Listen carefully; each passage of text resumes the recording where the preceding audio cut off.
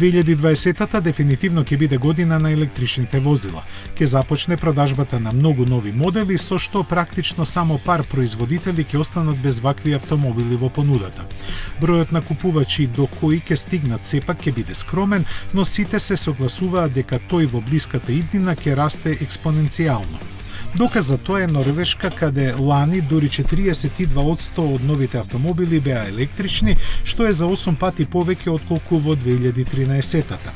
Затоа и се поставува прашањето дали инфраструктурата за полнење на батериите ќе го следи тоа темпо.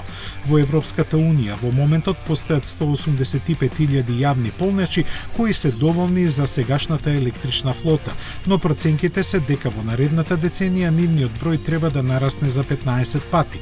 За да се оствари тоа, ќе треба годишно да се вложуваат околу 2 милијарди евра.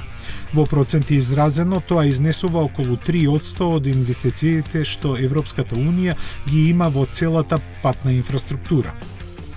Иако изгледа прифатливо, оваа сума тешко може да се одвои за оваа намена, бидејќи ќе треба на нешто да се скрати – патишта, тунели, мостови или друго.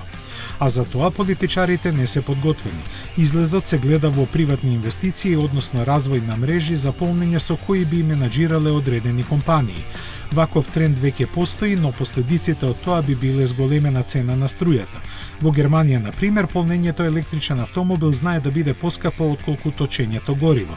Таму на некои мрежи струјата за 100 км чини повеќе од 16 евра. Исто така треба да се мисли и на помалку населените подрачја, каде искористеноста на полначите нема да биде висока, а со тоа и повратот на инвестицијата. Според студиите на Европската Унија, до крајот на деценијава на патиштата на стариот континент треба да се обраќаат 44 милиони електрични автомобили.